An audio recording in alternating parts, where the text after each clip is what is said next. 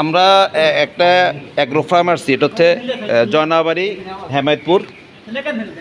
এখানে ওনার মাসুদ ভাই আমাদের যে মূল মালিক, উনি বসা। আমরা ওনার এখানে একটা ট্রায়াল হিসাবে আমাদের পাঠাইছি। একটু নিচে রাখো আমাদের ডেইরি ফ্যাটিং নিচে দিও না, এমনি বলে রাখো। আমরা এই যে ডেইরি ফ্যাটিং প্রোটিন দিচ্ছি, আমরা এখানে দেখতেছি যে উনি ওনার কাছে দেখেন গরু কতটা আগ্রহ নিয়ে এই প্রোডাক্টটা খায়। একটু ধরো সামনে।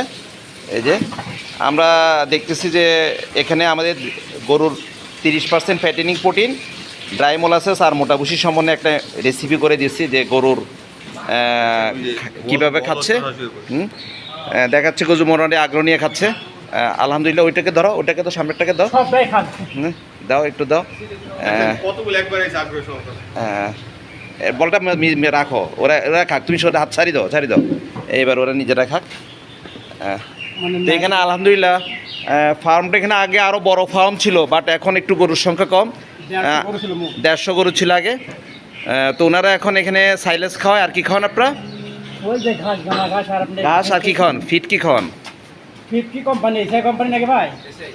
এসিআই ফিট খাওয়ান মাসুদ ভাই। আর কি খাওয়ান আপনারা? গমের ভুসি খাওয়ান।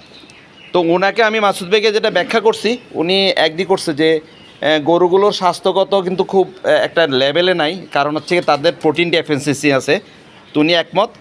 তা আমি ওনাকে রিকোয়েস্ট করতেছি, উনি যদি ওনার ফার্মটাকে সচল রাখতে চায় বা এটার প্রোডাক্টিভিটি বাড়াইতে চায়, তাহলে প্রোটিন সমৃদ্ধ খাওয়ার কি উনি প্রিপেয়ার করুক।